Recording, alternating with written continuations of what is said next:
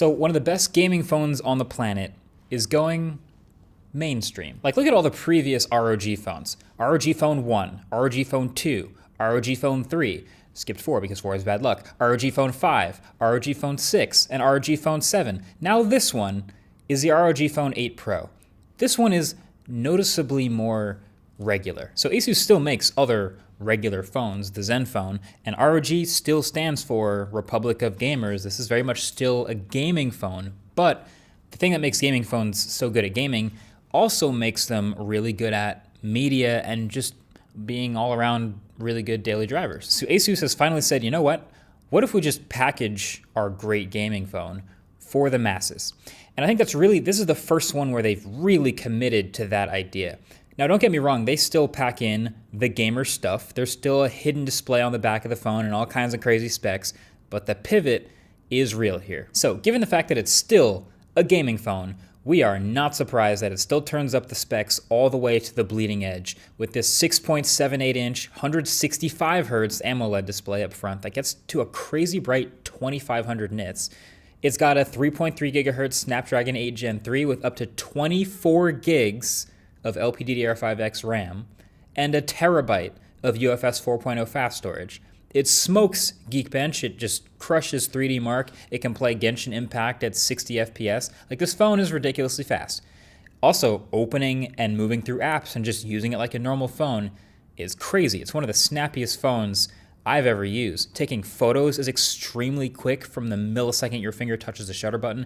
Even this optical fingerprint reader underneath the glass is surprisingly fast. It's just overall the fastest, like the most reactive phone I've ever used. So all that is great, and we know it can handle games, but if you're Asus, how do you now package this as a great daily driver? Because let's be honest, the previous gaming phones were just so gamery. So okay, first things first, it's gotta be more one-handable. Like, yes, you still want a huge display for gaming, and gamers will spend a lot of time with the phone sideways and in two hands, but regular phone stuff happens vertically with one hand all the time. So they've shrunken the bezels all the way around all the sides, and it's pretty noticeable at the top and the bottom, which is now looking on par with other full-screen flagships out there.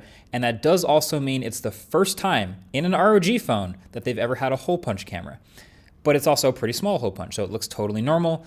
And this also comes at the expense of a little bit of that front-facing speaker space. The speakers are still quite loud and full-sounding stereo front-facing speakers, but yeah, the fact is they're slightly less insane than last year. And then they also went and made the phone thinner. So they flattened out the frame on the sides, again, similar to some other phones, so the whole thing is slightly more trim, cutting it under 9mm for the first time. And it's still honestly pretty well balanced even with this camera bump that we'll talk about in a minute. But of course, thinner also means, you guessed it, slightly smaller battery. Again, for the first time in an ROG phone. It goes from 6,000 milliamp hours to 5,500 milliamp hours.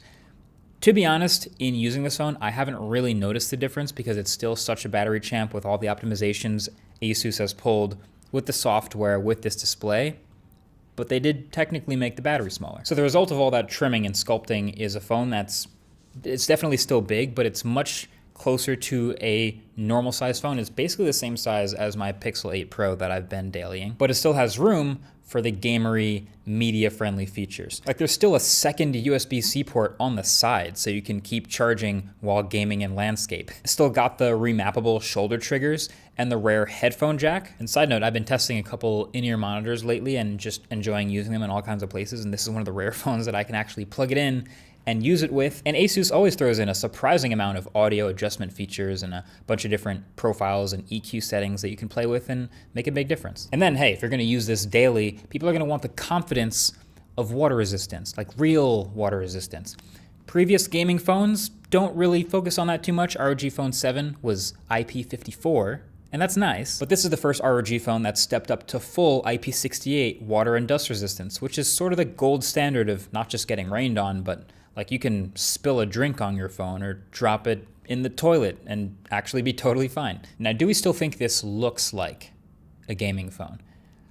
Honestly, I think they've done a good job of it's a nice balance. Like, they've done a slow ramp of toning it down a little bit over the years and less RGB and jagged lines and screens on the back and all that sort of stuff. Now, this one, I think the camera bump is the weirdest part, but aside from that, it's pretty subtle. Like this it's a satin black, so it doesn't show any fingerprints.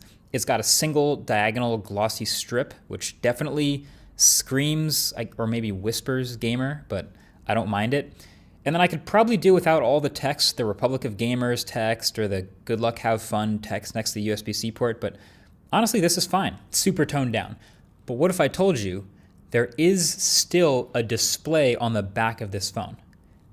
Because there is. They couldn't help themselves. Like you literally cannot tell when the screen is off where it is, but if you go into the Armory crate and turn on Anime Vision, I don't know why it's called that, but the display then lights up. It comes to life. It's this all white LED dot matrix display that can show all kinds of things from logos to charging status to incoming call notifications and notification counters, etc. Even when you're taking a picture, if there's a countdown timer, it'll do the countdown on the outside screen, or even when you're gaming, it'll just tell the world that you're playing a game. It is definitely certifiably gimmicky, but I like it anyway for a couple reasons. One, it's still pretty minimal on the back of the phone here, but two, it's actually functional. It's giving you real useful information on the back of the phone. I would say even more than the Nothing phone. It's customizable. You can go through and make special ones just for whatever use case. And then when the screen is off, you just can't even see it. Can't even tell it's there.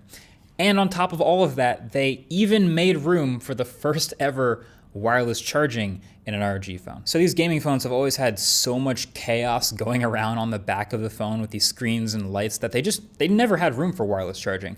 And that was totally fine because gamers just weren't interested. But this time, they've actually made the space for it. One thing I'll say though, the coil is a little higher up here than normal. It's above that little display. And so I think it's a little higher than most other phones, because if I put the phone on a vertical wireless charger like this, it actually doesn't line up and it doesn't charge. But I discovered that if I turn it sideways, it does charge. So you may have to play with that a little bit. And, lots of people don't use wireless charging, and that's fine, but it just feels like this is something you have to offer to be considered one of the high-end versatile flagships. Even if you never use that, there's still 65-watt wired charging with the brick that is, yes, included in the box. Now, in previous reviews, I would literally say, the camera, it's pretty bad, but it's a gaming phone. That's not one of the reasons that you're buying this phone. And then so it would just be fine. But in a phone that you want to package and sell as a mainstream phone, that goes from an afterthought to literally one of the most important pieces of this phone. So how did they do? Well, this is an all-new camera system for the ROG phone. It's a 50 megapixel primary camera, a 3x telephoto for the first time, and a 13 megapixel ultra wide. It's more hardware than before, but I would say it somehow still feels behind the Zenfone 10, which is also made by Asus. Like, are those branches of the company even talking to each other?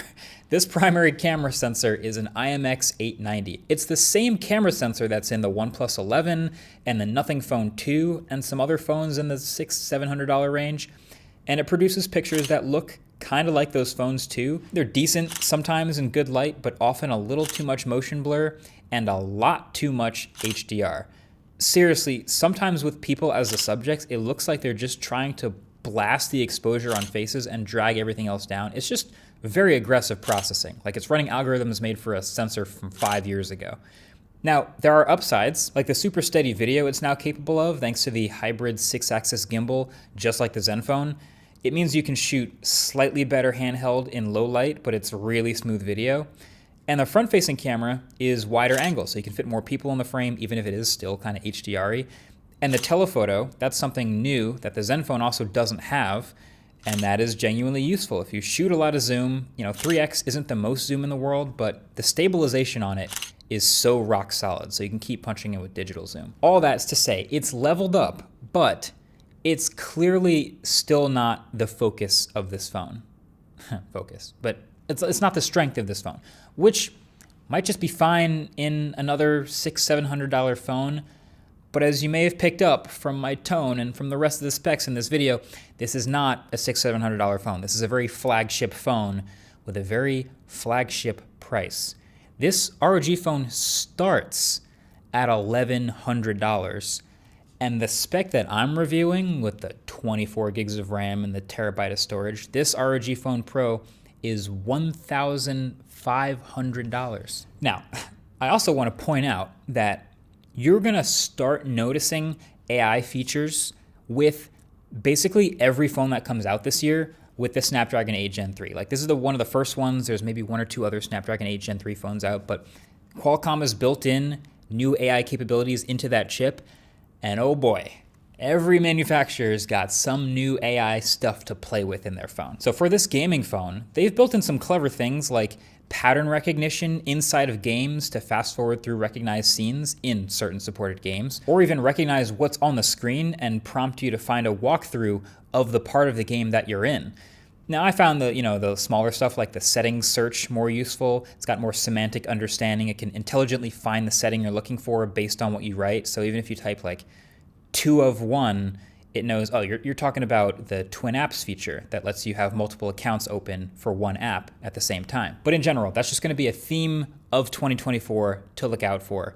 AI capabilities of phones with this chip. You can just trust me on this one. So the summary of the ROG phone is, look, this is still a very capable, powerful, really fast Android phone, like it always is. And it's just a little more tame looking. Like, they've traded some of their gamery edge for mass appeal.